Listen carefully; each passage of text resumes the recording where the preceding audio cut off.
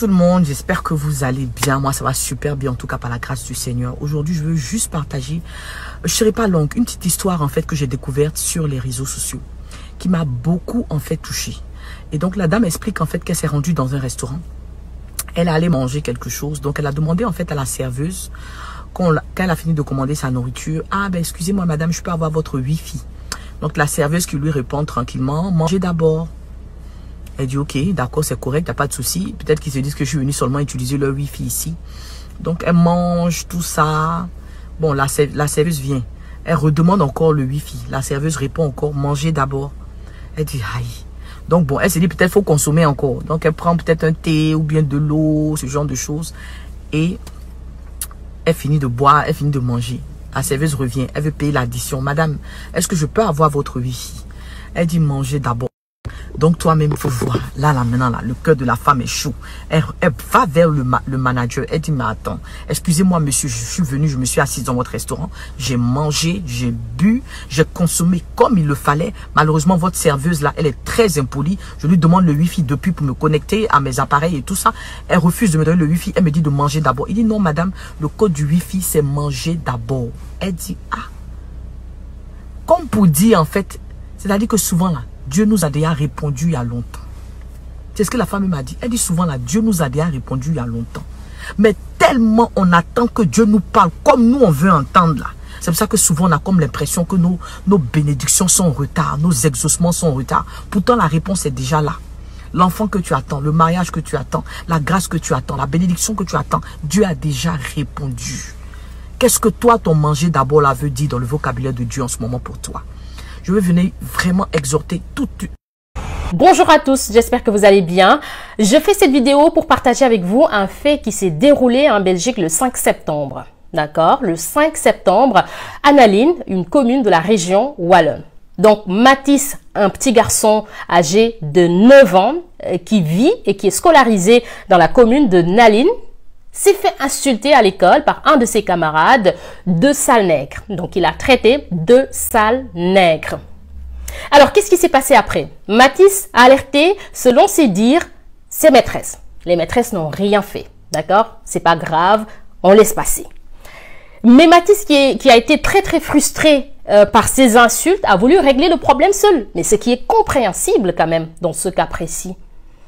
Alors, ça n'est suivi une bagarre entre les deux enfants. Mais les maîtresses, après, sont intervenues, et puis la directrice de l'école, et elles ont dit que l'enfant était dans une colère tellement noire qu'elles n'ont pas pu le calmer. Donc, qu'est-ce qu'elles ont fait? Elles ont appelé la police. Je vous dis bien, elles ont appelé la police pour une bagarre de deux enfants. Et là, je le précise, hein, on parle d'une école spécialisée. Quand on parle d'école spécialisée, vous comprenez parfaitement, d'accord? Pas besoin d'épiloguer sur ça. D'une école spécialisée. Donc, elles n'ont rien pu faire. Elles ont justement appelé la police. La police est arrivée. Et pour un garçon de 9 ans aussi, la police n'a pas trouvé autre chose que ça. Oui. Le bloc qui est cassé à l'entrée, c'est lui qui l'a lancé sur les professeurs. Il a fait un dos d'honneur à la police. Donc il est au sol. Vous pouvez prendre des photos, madame. Il n'y a pas de souci, madame. Non, je ne vous filme pas, je filme mon fils. Oui, non, mais ça ne change rien. Oui. Mathis, maintenant que ta maman est là, tu vas te calmer? Parce qu'apparemment, tu es sage avec maman à la maison, c'est vrai ça? Bonjour Lolo. Tu insultes maman à la maison? Il m'a jamais insulté. Non, mais c'est à lui que je parle, madame. Oui. Je suis sa mère, je vais laisser. Champi. Tu peux le laisser. Tant qu'il ne dira pas qu'il est calme, je ne le lâche pas. Champi. Tu seras calme si on te lâche? Oui. Oui? Tu vois comment on te traite? Tu as vu? Alors, comme vous pouvez le constater, c'est insoutenable, c'est injustifié, ça fait mal au cœur. Ça fait mal au cœur et moi, sincèrement, ça m'a touché. Ça m'a personnellement très touché. J'en perds mes mots, au fait. Là, c'est un enfant de 9 ans qu'on a plaqué au sol avec un genou sur le dos. Mais on est où? Parfois, on se pose des questions, en fait. On est où? On vit dans quel monde? On vit sur quelle planète? C'est vraiment écœurant. Moi, j'en parle parce que je pense que aujourd'hui, nous avons tous la responsabilité de partager cette information, ce fait. Le partager est une façon aussi de tirer sur la sonnette d'alarme. De toute façon, c'est ce qu'on a toujours fait. Mais ne nous arrêtons pas. Ne nous arrêtons pas. Continuons à tirer sur la sonnette d'alarme et à faire ce qu'il faut pour que ça s'arrête. Parce que là, trop, c'est trop. C'est un enfant de 9 ans. C'est-à-dire, pour moi, Mathis, c'est un bébé. C'est un bébé. 9 ans, tu es encore un bébé. Je loue vraiment la sérénité de la maman parce que je me demande si j'étais à sa place, qu'est-ce que j'aurais fait? Je ne sais pas, qu'est-ce que j'aurais fait? Voir mon enfant plaqué au sol avec un genou sur le dos, une image qui nous rappelle George Floyd aux États-Unis. Un enfant de 9 ans, un bébé. C'est douloureux. C'est douloureux, c'est incompréhensible. Et là, rien n'est fait. Le parquet a été clair. Il n'y aura pas de poursuite contre ces policiers. Donc, circuler, il n'y a rien à voir, il n'y a rien à dire. Il ne s'est rien passé. D'accord? L'école a trouvé la directrice qui a été interrogée par la RTB. A été claire. Donc, l'intervention de la police est légitime. C'est parce que le garçon était incontrôlable. On n'a rien pu faire. Donc, pour nous, c'est tout à fait normal. C'est tout à fait logique. Donc, pas de compassion, pas rien du tout. Même pas pour la maman qui est arrivée après, qui a craqué, qui a pleuré, qui était triste pour son enfant. Il n'y a pas eu de compassion. Il n'y a eu absolument rien du tout. Ils ont tous trouvé que c'était tout à fait normal et tout à fait légitime. On va vivre dans ce monde. Qu'est-ce qui va se passer demain pour nous, pour nos enfants? Est-ce que nos enfants qui sont à l'école, qui n'ont même pas encore la possibilité, comme Mathis, de relayer des faits parce qu'ils ne savent pas encore parler, qu'est-ce qu'on leur fait subir à l'école? On ne le sait pas. On ne le sait pas. Et nous, les Africains, arrêtons de nous dire que non, je ne suis pas concerné, mon enfant n'est pas concerné, donc j'en parle pas.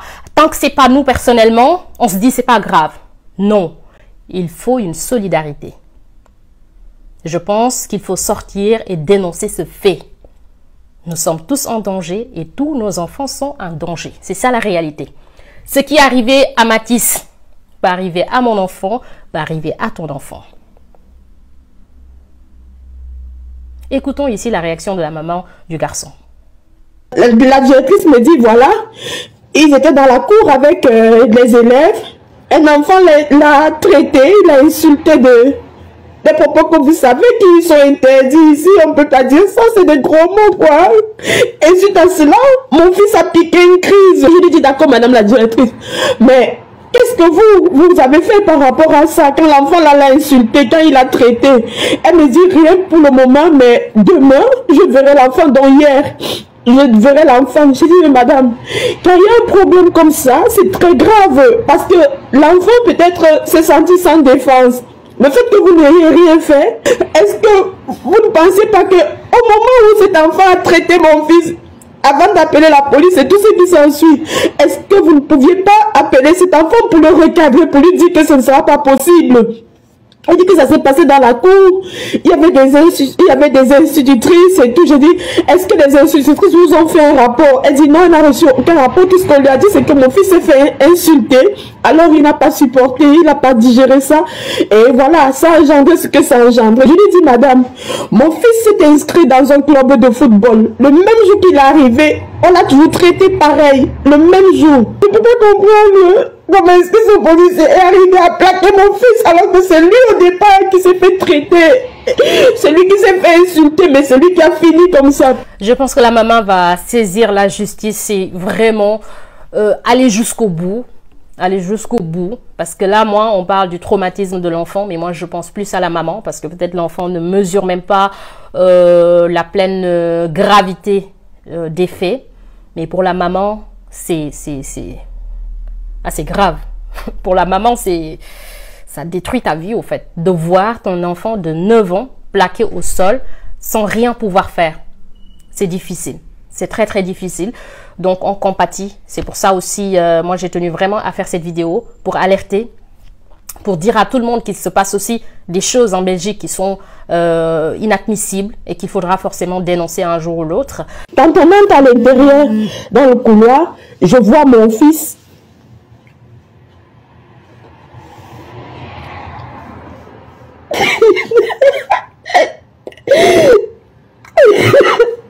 Je vois mon fils. Il plaquettes.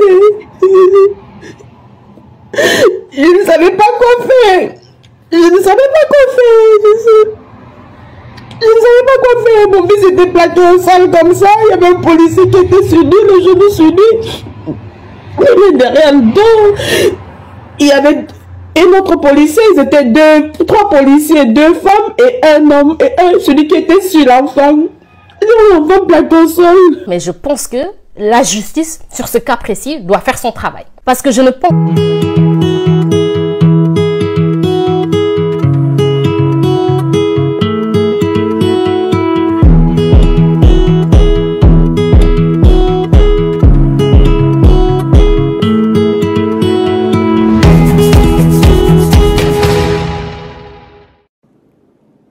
Bonjour chers amis téléspectateurs, c'est avec une grande joie que aujourd'hui nous allons passer notre moment, notre 1 heure de partage et de prières ensemble en direct de Télé Anti.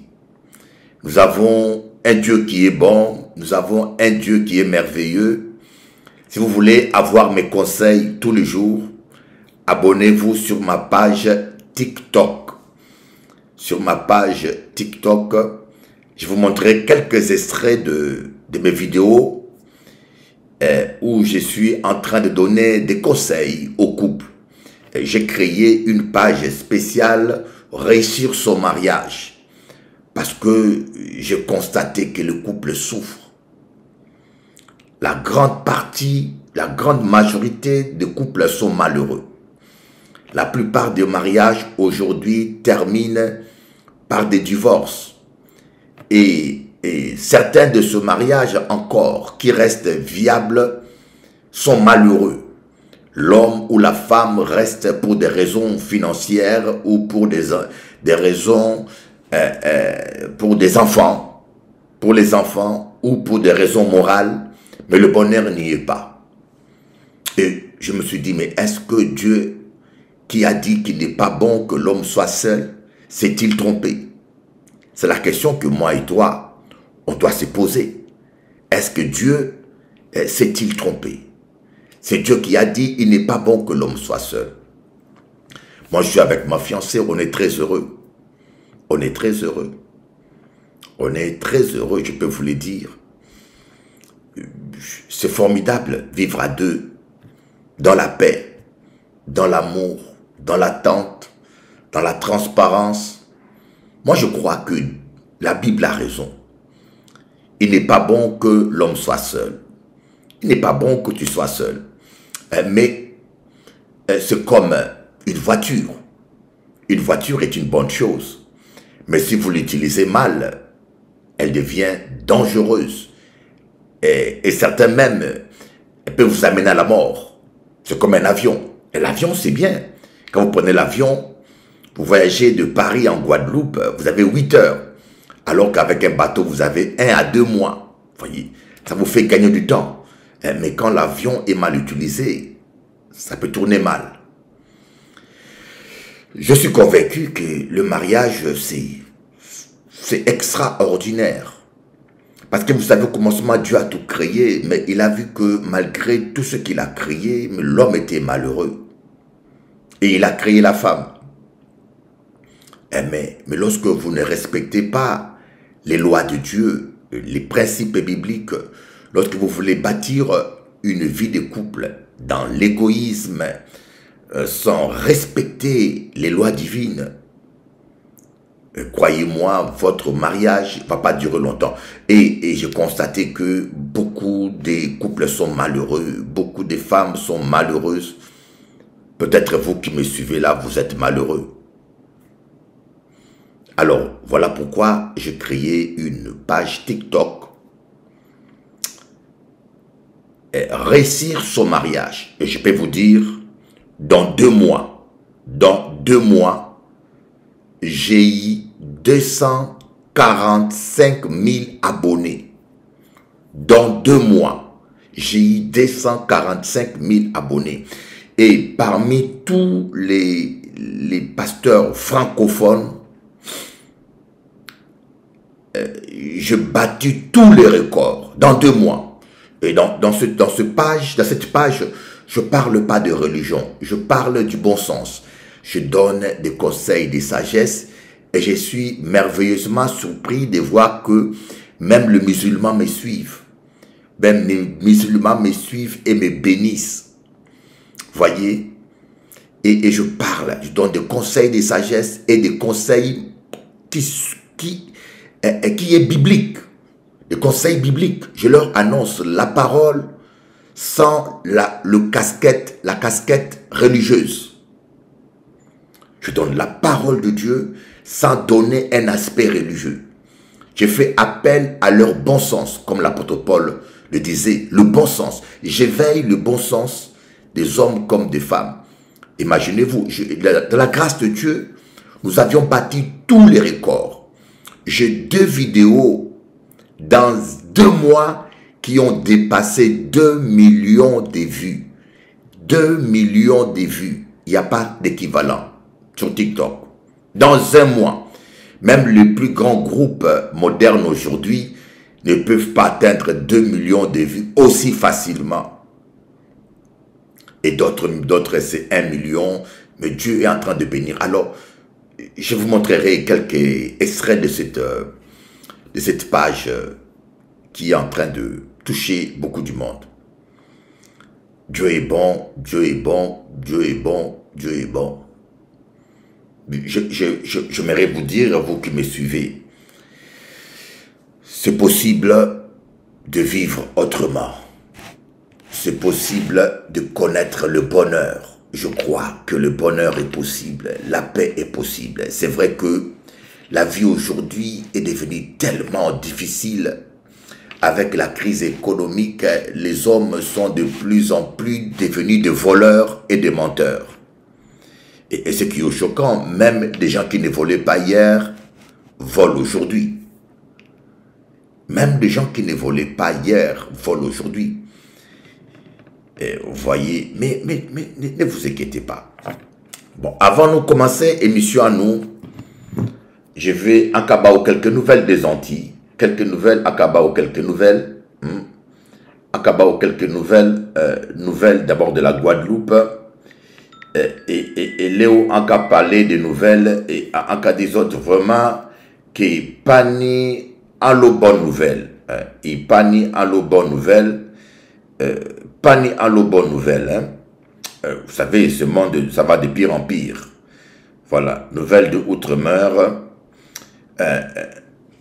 Il y a une des sections entières des Trois-Rivières qui sont privées d'eau. Voyez, l'eau distribuée dans plusieurs sections de la commune de Trois-Rivières est impropre à la consommation. Un contrôle de qualité effectué à l'usine de Gommiers à Trois-Rivières a révélé une présence élevée de chlordécone dans les échantillons. C'est toujours le scandale de chlordécone qui nous laisse abasourdis. Donc, ça continue. Et cette injustice qui n'a jamais été réparée, donc jusqu'à aujourd'hui. Et sans oublier que moi, je suis actuellement en Guadeloupe, panne d'électricité, voilà. Plus de 100 000 foyers privés d'électricité, les raisons des blackouts. Une bonne partie de la Guadeloupe a été privée d'électricité hier. À 17h, le 17 janvier, le blackout est intervenu au début de soirée, plongeant 100 662 foyers dans le noir. Si le courant est revenu en moyenne 2 heures plus tard, les interrogations autour de cet incident sont nombreuses. Vous voyez, voilà pourquoi vous voyez aux Antilles, il y a LKP, les gens sont révoltés parce que ce sont des choses, c'est vrai, qui sont inadmissibles ici en France. Vous voyez, est-ce que la Guadeloupe fait partie de la France? C'est une question très importante. Le collège Bois-Rada répare en profondeur les dégradations perpétuées au sein de l'établissement scolaire. Voilà. Voilà, nous allons voir deuxième journée du procès pour le président et 2 autres élus de la collectivité de Saint-Martin. Ah bon? Le président et 2 autres élus de Saint-Martin sont en procès. En passant pour qui raison? Nous avons ça. Voilà qui raison qu'a dit. Daniel Gibbs, la vice-présidente Valérie Damaso et la sénatrice et ex-vice-présidente Annick Petrus sont poursuivis dans une affaire de favoritisme et détournement de fonds publics. Ils risquent notamment des peines d'illégitimité pour des faits qui remontent à la période post-Irma. Les autres qui ont volé l'argent. Bon, ils sont poursuivis. Hein. On peut pas dire qu'ils sont des voleurs parce qu'ils sont encore présumés innocents. Noir en France. Bon, le noir en France, il y a beaucoup de préjugés, comme on dit. Et mauvaise nouvelle, un garçonnet de 3 ans renversé par une voiture à Pointe-à-Pitre. Un enfant de 3 ans a été violemment percuté par un véhicule rue Vatable à Pointe-à-Pitre ce lundi 17 janvier en fin d'après-midi. Ah, Seigneur. En cas des autres, pays l'appétit, mais les autres qui ont conduit comme des fous. J'ai jamais compris pourquoi en Guadeloupe, les gens conduisent comme des fous. Pays l'appétit, mais monde là qui a conduit comme des malades. C'est vraiment triste. Bon, maintenant, on va voir actualité nouvelle de la Martinique. Qu'est-ce qui s'est passé à Martinique? Après, nous avons passé à la prière. Et pourquoi Akabaou actualité? Parce qu'on ne peut pas prier sans actualité, sans savoir qu'est-ce qui se passe. On va prier pour les gens de Trois-Rivières qui boivent de l'eau avec chlordécone, de l'eau empoisonnée. Et nous allons aussi prier pour ce garçon de 3 ans qui a été renversé. En tout cas, prier pour ça. Nous pas ni choix. Faut nous prier pour ça. Faut nous prier pour Bougamouin. Faut nous prier. Bon, nous allons voir à Martinique. 3 maisons menacées par un glissement de terrain après les travaux d'un voisin à Belém au Lamentin. Baba, alors voisin là, on pas comprendre que voisin a café. Il y a 3 maisons à Belém au Lamentin qui sont menacées par un glissement de terrain. Ah, vous savez, vous avez un voisin qui fait n'importe quoi et voilà. Transport. Après, voilà. Après 2 jours de grève, bus et TCSP ont repris du service dans le réseau du centre. Bon, reprendre de réseau. Voilà, le nouveau duel annoncé entre Jean-Philippe Nilor et Alfred Marie-Jeanne dans le sud. Ah, nous qu'a dit ça, c'est les élections, ça c'est la politique. La société martiniquaise est-elle condamnée à demeurer inégalitaire? Vous savez, l'inégalité dans la société. 10 306 nouveaux cas de Covid en Martinique en une semaine. Pouh! 10 000. Les chiffres dévoilés par l'Agence régionale de santé ARS ce mardi 18 janvier 2022 révèlent que l'épidémie poursuit sa progression. 10 306 nouveaux cas de Covid ont été diagnostiqués en une semaine. 10 000, c'est en une semaine. Donc, si on compte tous les autres, je pense que c'est presque bientôt toute la population qui va attraper ce virus. Mais gloire à Dieu, parce que ce virus n'est pas très virulent. C'est comme... c'est une forme de vaccination naturelle. Procès sur les réparations. La Cour d'appel de Fort-de-France confirme le premier jugement. Bon, ne pas passer. Le militant politique Olivier Bérisson auditionné au commissariat de Fort-de-France. Messieurs, voilà. Début du nouveau recensement de la population le 20 janvier en Martinique. Ouais. Un vol Corsair Fort-de-France, Paris dérouté vers les accords. Ah, là ça m'inquiète. Parce que je prends souvent l'avion. Hein. un avion de corsaires assurant la liaison Fort-de-France-Paris a été contraint à une atterrissage d'urgence ce mardi matin 18 janvier. Le commandant était souffrant. Le pilote est tombé malade alors que l'avion avait déjà parcouru plus de la moitié de son trajet. Le seul aéroport à proximité se situait aux Accords. Le copilote a été obligé de prendre le contrôle de l'appareil pour atterrir d'urgence. L'avion Airbus 330 de la dernière génération s'est posé sans problème à l'AGES, paroisse civile de la municipalité de Praia de Victoria, sur l'île portugaise de Terceira aux Accords. L'antenne martiniquaise de la compagnie a communiqué. Pouf! Les autres cas vrai, pilote l'a tombé malade. Heureusement, Jésus pas qu'à tomber malade. 2 visiteurs aperçus nus sur le quai du bourg de Saint-Pierre en plein jour. Ha! Antilles, vous les touristes, vous devez respecter les Antilles. Antillais ni culturaille. Voyez, c'est le problème que j'ai avec vous les touristes. Voyez là où moi j'habite. C'est une résidence privée.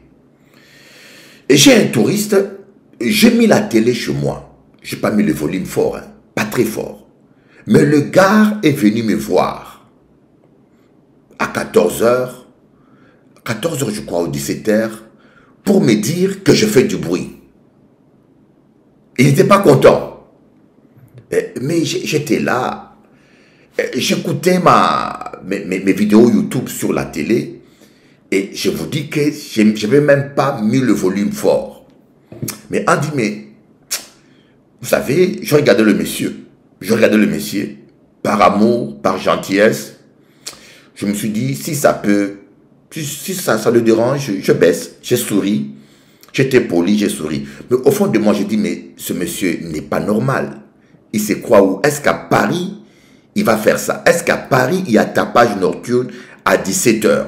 Et puis là où il y a parlé de tapage nocturne, c'est volume à télévision, c'était même pas très élevé. J'étais avec ma fiancée.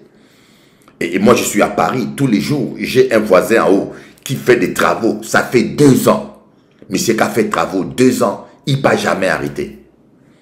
Vous voyez, mais des fois, les touristes ne respectent pas, se prennent pour de Dieu aux Antilles. Ils se prennent pour de Dieu et ils ne respectent pas les coutumes locales. Voyez, ici aux Antilles, vous devez respecter le pays où vous venez. Voilà 2 touristes tout nus. J'ai même leur vidéo. J'ai vu même la vidéo sur TikTok. Tout nus en plein centre-ville. Mais yo malpropre. Messieurs, l'éducation des enfants qui sont là, en plein centre-ville, des enfants qui marchent. Voyez, c'est inacceptable. Vous n'êtes pas, même à Paris, tu ne peux pas te promener tout nu. Est-ce que vous avez déjà vu quelqu'un, un nudiste tout nu en plein Paris? Mais ces gens-là se prennent pour qui? Malheureusement, c'est ça, voyez. Des fois, les touristes, je ne sais pas, mais ils se comportent comme s'ils sont dans la brousse, quoi. Hein? Ils ont tous les droits. Mais n'oubliez pas que nous, ici aux Antilles, nous avons nos habitudes et nos coutumes. Amen. Voilà. Donc, j'ai décidé de mettre un rubrique info. Voilà, un rubrique info. Parce que nous pas là seulement pour parler religion, voyez. Nous là pour parler de la vie, voyez. Et même si nous voulons prier pour les Antilles, faut nous connaître ce qui a passé aux Antilles. Nous allons d'abord prier pour cet enfant de 3 ans qui a été percuté à Pointe-à-Pitre. Oh Seigneur, étends ta main puissante, Jésus, nous réclamons ta grâce pour ce petit garçon de 3 ans percuté par une voiture. Seigneur, mets ta main, nous prions pour que cet enfant soit sauvé. Et nous voulons prier aussi pour l'eau de Trois-Rivières, Seigneur. Permets que cet empoisonnement par chlordécone, d'abord, soit jugé, que la justice soit faite, que les responsables de cette contaminaison puissent payer et que cette eau que tu nous as donnée, Dieu, Sois purifié, Jésus. Seigneur, nous voulons prier aussi pour ce grève. Vous voyez, je ne suis pas contre les grévistes. Les grévistes LKP, cela soit ici ou en Guadeloupe ou en Martinique, n'ont pas du tout tort. Mais je suis contre les méthodes. Vous voyez, je suis contre les méthodes qu'on agresse le policier, qu'on insulte le policier, qu'on lance de pierres au policier. C'est malheureux. Ce malheureux, c'est la raison pour laquelle je ne suis pas solidaire avec ces gens, parce que je ne peux pas accepter cela, moi. Je ne peux pas accepter. J'ai des amis policiers, j'ai des brebis policiers, et je connais les policiers, ils font leur travail, et c'est malheureux. La police est là pour vous protéger. La police est là pour vous rendre service. Vous devez respecter la police. Voilà. Voilà pourquoi je suis contre ces mouvements. Mais je sais que leur fond, le fond, ils ont raison dans le fond. Ils ont raison dans le fond. Mais la forme, c'est pas bon. Merci Jésus. Nous voulons prier pour toutes les autorités, Seigneur, pour tous les députés, Seigneur, pour le président Macron, pour tous les gens qui exercent le pouvoir dans ce pays, afin que nous puissions mener une vie paisible. Et puis, il y a quelque chose qu'on doit reconnaître, le bilan économique de Macron est positif. Hein. Que vous l'aimez ou vous ne l'aimez pas, et moi je peux vous dire, le bilan économique de Macron est positif, et la France est l'un des pays rares qui est sorti de la crise de la pandémie d'une manière victorieuse. Mais votez la personne le plus proche de Dieu, la personne le plus juste. Je ne donne aucun consigne à personne.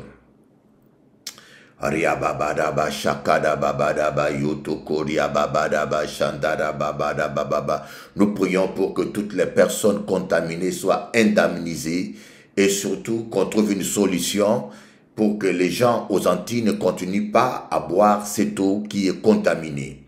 Qu'on trouve des méthodes, que l'État français trouve des méthodes de purification d'eau, aussi coûteuses que cela soit, on ne peut pas laisser une population être contaminée.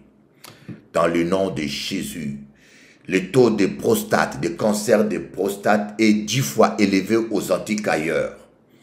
Et seulement pour cela, moi je suis pour LKP. Je vous l'avoue, seulement pour cela, je suis pour LKP. Mais malheureusement, leurs méthodes ne sont pas bonnes, sont violentes, ne respectent pas, parce que le policier qui fait son travail n'est pas notre ennemi, il veille sur l'ordre public, ce ne sont pas nos ennemis.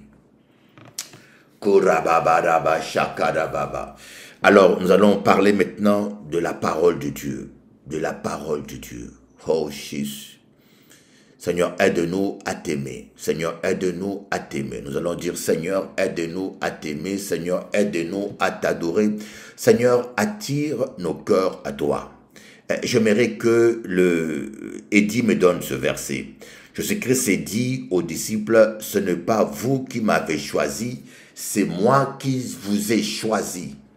J'aime beaucoup ce verset. C'est moi qui vous ai choisi, qui vous ai établi, afin que vous portez du fruit et que votre fruit demeure. Je ne sais pas si Justine peut me trouver ce verset, ou le frère Eddie, je ne sais pas s'il est encore là.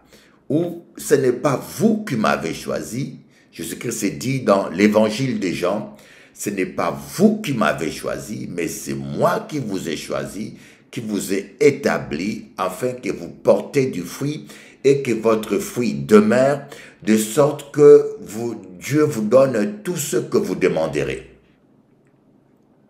C'est un verset capital qui nous montre la vision de Dieu, la volonté de Dieu pour... oui, mais le frère Eddie a donné une moitié, afin que vous alliez vous porter beaucoup de fruits. Oui.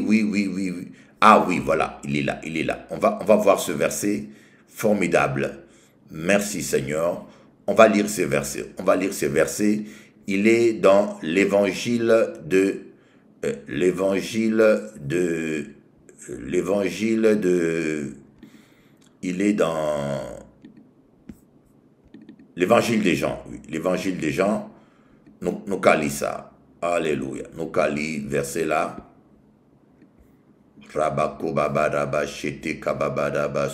Voilà. L'évangile des Jean, voilà.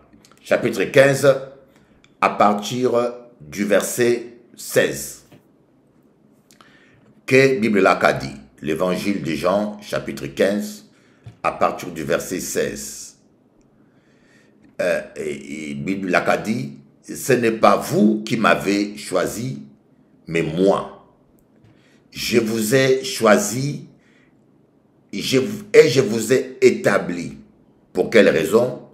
Afin que vous alliez et que vous portez du fruit et que votre fruit demeure, afin que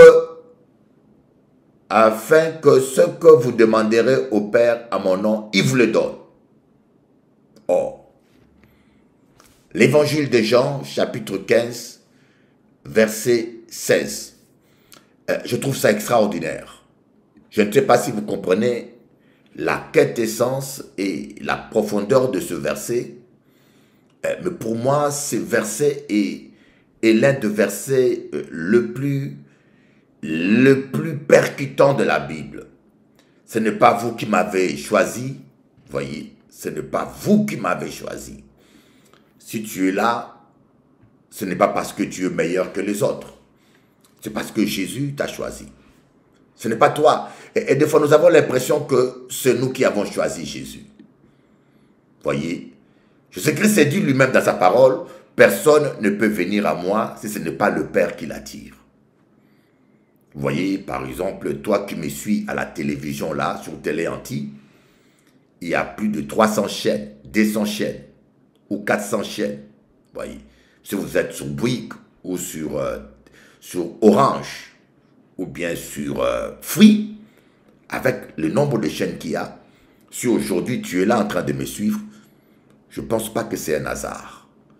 Dieu le permet. Et pourquoi le permet-il? Parce qu'il a quelque chose à te dire, parce qu'il a un plan pour ta vie. Moi, je ne crois pas que le hasard existe. Voilà pourquoi on doit savoir apprécier cette grâce que Dieu nous a fait, de le connaître. Cette grâce, c'est une grâce bien-aimée, de connaître Dieu. C'est une grâce extraordinaire que Dieu nous a faite, de le connaître. Il nous a attirés à lui. Donc, on n'est pas meilleur que les autres. Oui, dans l'évangile de Jean, chapitre 6, le verset 44, il dit, la parole de Dieu nous dit quelque chose. Hein, le verset 44, elle nous dit, nul ne peut venir à moi si c'est le Père qui m'a envoyé ne l'attire, et je le ressusciterai au dernier jour. Nul ne peut venir à moi si le Père qui m'a envoyé ne l'attire, et je le ressusciterai au dernier jour. L'évangile de Jean, chapitre 4, verset 44. Voyez. Donc ce n'est pas toi qui as choisi Jésus. C'est Jésus qui t'a attiré. Donc c'est une grâce que Dieu nous a faite. Nous ne sommes pas meilleurs que les autres, c'est une grâce. Voilà pourquoi nous devons être beaucoup reconnaissants, beaucoup reconnaissants, beaucoup reconnaissants, beaucoup reconnaissants. Amen. Beaucoup reconnaissants et bénir Dieu. Bénir Dieu, et on ne doit pas se croire meilleur que les autres. Il faut que nous ayons plutôt compassion pour ceux qui ne connaissent pas Dieu et qui périssent. Mais ce test est tellement profond que je pense qu'on doit l'étudier en profondeur. Donc d'abord, c'est l'élection. Dieu qui nous choisit. Il nous choisit et il nous établit. Donc Dieu ne nous choisit pas seulement, mais il nous établit. Il nous établit, ça veut dire que il nous transforme. L'établissement fait partir de l'affermissement. Il nous affermit, il nous rend solide, il nous rend debout, il nous préserve de toute chute. Il nous garde dans la parole, bien-aimés. dis-toi que si tu es dans la sainteté, c'est parce que Dieu te garde dans la sainteté. Il te préserve de toute chute. Que méritons-nous? Rien du tout. Nous ne valons pas mieux que les autres. Voyez, tout ce que nous sommes, c'est grâce à lui. Mais dans quel but Dieu nous établit? Dans quel but? Il faut que nous puissions savoir le but de Dieu. Le but final de Dieu, c'est que nous puissions avoir tout ce que nous voulons. Alors là, j'aimerais te donner une bonne nouvelle. Dieu te veut heureux. Si tu me suis, je vais te dire une chose. Dieu te veut heureux. Dis-moi, lequel de père vaudra son fils malheureux? À pas comprendre autres. Dites-moi, lequel de père voudra que son fils soit malheureux? Personne. Alors, j'ai une bonne nouvelle pour toi. Dieu, ton Père, te veut heureux. Le Seigneur veut que tu puisses manquer de rien. Le Seigneur veut que tous tes rêves, le plus saint, le plus beau, se réalisent. Voilà pourquoi il te veut dans la prospérité, comme il le dit dans Jean 10:10. Je vous ai choisi, il dit quoi? Je veux que mes brebis aient la vie. Le voleur ne vient que pour tuer, égorger, mais moi, j'ai donné ma vie afin que vous ayez la vie et que vous soyez dans l'abondance. Dieu qui t'aime te veut dans l'abondance. Vous savez, lorsque tu comprends cela, tu vas commencer à voir ta vie autrement. Tous les malheurs qui t'arrivent là, ce n'est pas le plan de Dieu. Les divorces que tu as vécus, ce n'est pas la volonté de Dieu. Tes déceptions sentimentales, ce n'est pas la volonté de Dieu. Voyez? Et si toi qui me suis aujourd'hui en direct, tu décides de marcher avec Jésus, tu décides de faire de Jésus ton berger. Comme dit David dans le psaume 23, « L'Éternel est mon berger, je ne manquerai de rien. Il est mon berger. Il me fera reposer dans des verts pâturages. Il me conduira vers des eaux paisibles. » Voyez, quand il est ton berger, il va te conduire dans un mariage paisible, dans des finances paisibles. Il veut que tu sois dans l'abondance, que tu aies assez d'argent pour nourrir tes enfants, assez d'argent pour bénir tes voisins, assez d'argent pour bénir les autres, assez d'argent pour toi-même et pour les autres. C'est ça l'abondance. Dieu te veut heureux. Est-ce que tu peux comprendre ça? J'aimerais que tu comprennes ça dans ta tête. Que tu ne crois pas ce mensonge du diable qui veut te faire croire que Dieu veut le malheur pour toi. Dieu te veut malade. Non, Dieu ne te veut pas malade. La preuve, Adam et Ève n'ont jamais été malades jusqu'à ce qu'ils aient péché. La maladie vient du péché. À cause du péché d'Adam et Ève, nous tous qui naissons sur terre, nous héritons d'un corps malade. Un corps maladif, bien sûr. À cause du péché d'Adam et Ève, nous naissons tous avec ce péché. Voilà pourquoi nous héritons d'un corps malade. Mais même les moustiques, Dieu ne les avait pas créés pour piquer les hommes. Les moustiques piquaient, je ne sais pas quel type de bête, mais piquaient pas les hommes. Voyez, c'est nos péchés qui désorganisons tout. Autrement dit, c'est tes péchés à toi. Parce que tu n'écoutes pas Dieu, tu ne veux pas obéir à Dieu.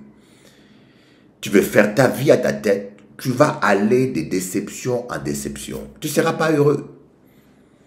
Tu veux vraiment goûter au bonheur, accepte Jésus dans ta vie. Essaye d'obéir à Jésus. À pas qu'à parler les autres des religions, je ne te parle pas de religion. Les religions vous décevront. Voyez tout ce monde qui font la guerre, tous ces terroristes qui tuent les innocents au nom de la religion. Dieu ne te veut pas. Mais regardez, suivez bien ce verset. Pour que nous soyons heureux, qu'est-ce qu'il dit? Afin que vous portez du fruit et que votre fruit demeure. Afin que ce que vous demanderez au Père à mon nom, il vous le donne.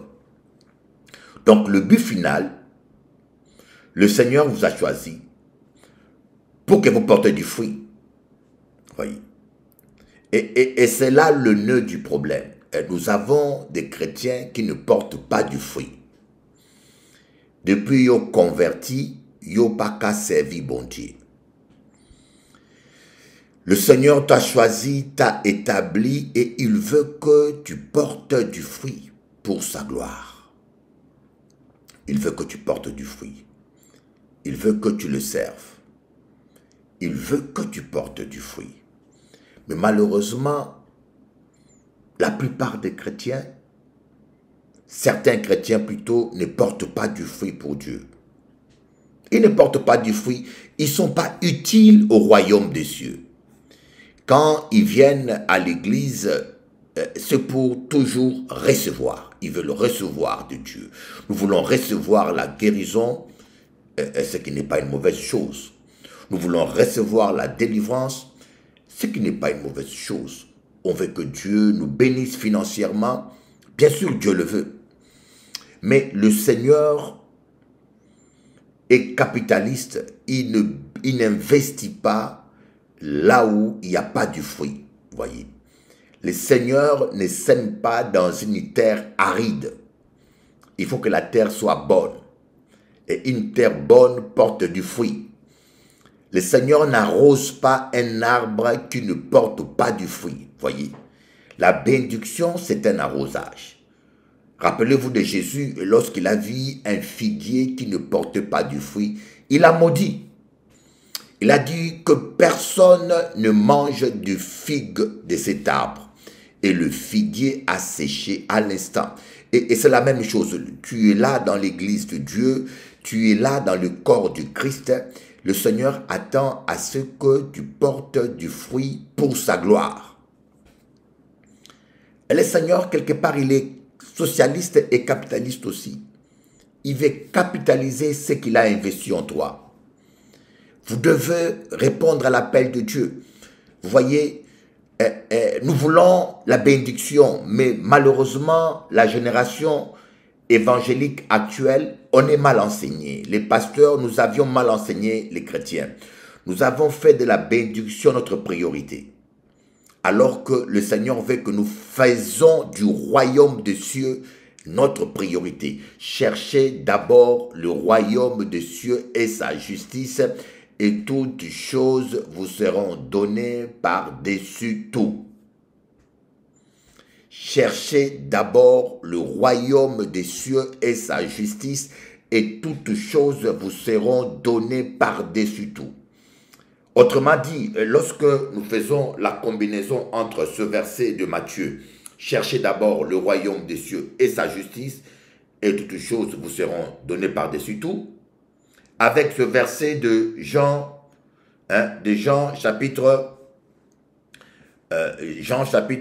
15, verset 16, c'est moi qui vous ai choisi, qui vous ai établi, afin que vous allez vous porter beaucoup de fruits, de sorte que tout ce que vous demanderez au Père, qu'il vous le donne.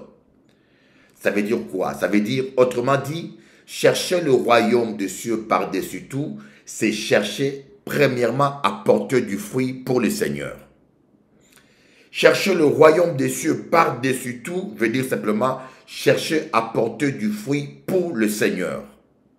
Et quand vous cherchez à porter du fruit pour le Seigneur, c'est-à-dire que quand vous cherchez à servir Dieu, quand vous cherchez à donner, à porter du fruit pour Dieu, vous cherchez l'intérêt de Dieu, alors le Seigneur vous donnera tout ce que votre cœur désire. Mais nous avons mal compris la parole de Dieu. Nous cherchons d'abord à être bénis. Nous cherchons d'abord à être guéris. Nous cherchons d'abord à recevoir. Nous cherchons d'abord la bénédiction. Il y a même des chrétiens qui ne savent même pas à quoi Dieu les appelle. Voyez, remarquez bien la parabole des talents. La parabole des talents.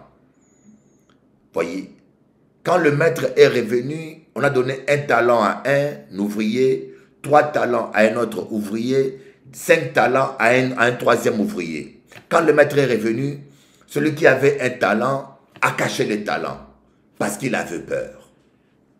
Il avait peur de le perdre. Et le Seigneur a dit, qu'est-ce qu'il a dit? Il était maudit. Le Seigneur veut pas, le Seigneur a mis des talents à vous. Le Seigneur a mis des dons en vous. Le Seigneur a mis des capacités en vous. Vous devez changer votre manière de vivre dans l'évangile. Vous devez oublier vos problèmes.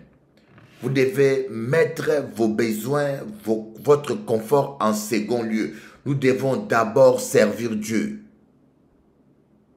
Oh, Mathilde m'a dit, moi je ne sais pas encore à quoi il m'appelle. Oh, Mathilde, tous les chrétiens ont 3 ministères minimales. Tous les chrétiens ont 3 ministères minimales. Adoration. Dieu cherche des adorateurs qui peuvent l'adorer en esprit et en vérité. Vous devez passer du temps pour adorer Dieu. Deuxième ministère, intercession. Dieu cherche quelqu'un qui intercède en faveur du pays. Vous devez être intercesseuse. Je pense que Mathilde le fait. Tout le matin, elle prie pour son pasteur. S'il y a quelqu'un qui prie pour moi, c'est Mathilde. Et troisièmement, vous recevrez une puissance et vous serez mes témoins. Vous devez être des témoins de Jésus. Témoignez Jésus autour de vous, à vos voisins, à vos amis, parce que c'est à cela que Dieu nous appelle. Donc, c'est 3 ministères minimales. Voyez. Alors, utilisez ces 3 ministères. Ne vous compliquez pas la vie. N'attendez pas que des anges descendent du ciel, parce que les gens pensent servir Dieu, c'est être diacre dans l'église, ou servir Dieu, c'est être ancien, ou servir Dieu, c'est être choriste. Oui, bien sûr. On porte du fruit en servant Dieu dans ce cadre, mais surtout, ce que Dieu attend de nous, il y a des ministères qui ne sont pas toujours très voyants, mais Dieu cherche des adorateurs. Que vous soyez, Dieu aime que vous l'adorez, voyez. Dieu cherche, voilà. Dieu demande des adorateurs dans Jean 4, 23. Mais l'heure vient et elle est déjà venue où les vrais adorateurs adoreront le Père en esprit et en vérité, car ce sont là les adorateurs que le Père demande. D'autres versions disent, ce sont là les adorateurs que le Père recherche. Acte 1, verset 8. Mais vous recevrez une puissance, le Saint-Esprit survenant sur vous, et vous serez mes témoins à Jérusalem, dans toute la Judée, dans la Samarie, et jusqu'aux extrémités de la terre. Oui, il y a encore ce verset qui dit, Dieu cherche un homme qui se tient à la brèche. C'est dans Jérémie ou dans Ésaïe. Dieu cherche un homme qui se tient à la brèche, donc un intercesseur. Voyez, c'est le 3 ministères minimal auquel Dieu demande que tout chrétien doit exercer. Voyez, donc nous devons changer nos priorités. Nous devons mettre de l'ordre. Ne faites pas de la délivrance votre priorité. Ne faites pas du mariage votre priorité. Ne faites pas de vos besoins personnels votre priorité. Ne faites pas de la prospérité votre priorité. La prospérité, Dieu te le promet. Mais ta priorité doit être le royaume des cieux. Cherchez d'abord le royaume des cieux. Voilà. Ézéchiel chapitre 22 verset 30. Je cherche parmi eux un homme qui élève un mur, qui se tient à la brèche devant moi en faveur du pays, afin que je ne le détruise pas. Mais je n'en trouve pas. Dieu cherche. Je cherche parmi eux un homme qui élève un mur, qui se tienne à la brèche devant moi en faveur du pays, en faveur de la France, en faveur de la Guadeloupe, en faveur de l'Europe, afin que je ne le détruise pas. Mais je n'en trouve pas. Voyez, Dieu ne veut pas détruire le pays. Ah, c'est une image. Dieu ne veut pas détruire le pays, mais il faut qu'un homme puisse intercéder pour cela. Voilà pourquoi c'est important qu'il y ait quelqu'un qui intercède pour sa famille, pour son mari, pour ses enfants, pour son pays.